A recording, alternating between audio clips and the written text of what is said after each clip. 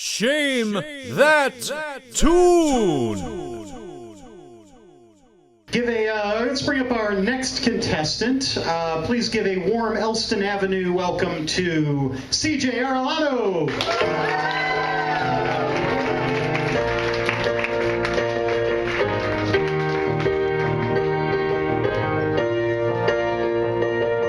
Okay, CJ, spin that wheel. Give it a good spin. Let's shout out what you want. Chocolate Factory! Chocolate Factory, yes! Wishes do come true. Robert Kelly's classic. Okay. Pure imagination. Okay, CJ, you have 3 minutes to shame that tune. On your mark, get set, shame. All right. I was 9. My sister Irene was 12. We thought we were the funniest people that ever existed, and we decided that the best day to prove our comedic grit to the world would be on the funniest day of the year, Valentine's Day. We stayed up all night on February 13th laughing and typing up these Valentine's Day horoscopes.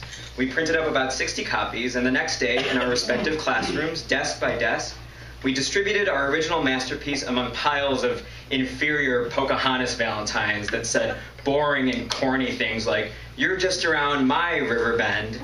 My fellow 4th graders and Irene's fellow 7th graders, they chuckled at our custom-written horoscopes. "Love the one you wrote for Cancer," they said. "You guys think you're really funny," they offered. At the start of 3rd period, though, it all went to shit. My sister's English teacher barged into my classroom, and I could tell something was wrong. "CJ, a word," Miss Prees said. She had a blonde helmet of hair, and I remember her being like 900 years old, but she was actually probably like 26 in real life. As she led me out of the room, all the other kids stared, munching their stupid candy hearts that said lame and unoriginal things like "be mine," whatever. So Miss Prees led me down a desolate hallway to a room marked private. I always wondered what was behind that door, and now I knew. One swinging light bulb controlled by pull string, a table, 2 chairs, and nothing else but rolls of butcher paper covered in shadows. I climbed into my seat, and she sat across from me. "I am sickened," she began. "In all my years of teaching, I don't know what to say. What is the matter with you?" She slid a piece of paper across the table. "We found this on the floor in your sister's classroom. Do you think you're funny? Is that it? Read this one," she instructed. No. Read it out loud." The light blue 8x11 paper came into focus, and, my voice quivering, I read the first horoscope out loud, like she said. "Aquarius, get your head out of your ass. It's time you found your lover." "And do you think that's acceptable for a Catholic school environment?" "How about this one?" she pointed. I read, "Taurus, be careful. Your lover can be in drag right now." And this one, "Scorpio, whoever you talk to next will be your lover for tonight. If it's your pet, that's acceptable too."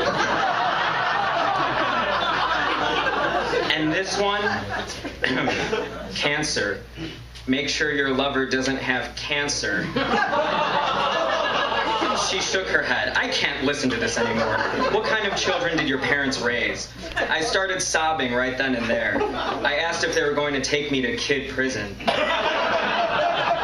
I later learned that my sister was being grilled in another room by another teacher. And until that day, Irene and I were known around our school for being quiet, straight-A overachievers with bowl haircuts. After that, we were known as those pervert siblings who made fun of cancer. So, to some, Valentine's Day might be the funniest day of the year, but ever since that shameful day, I've been fine sticking with a simple "be mine." Okay, CJ, thank you. Once again, have a seat. Okay.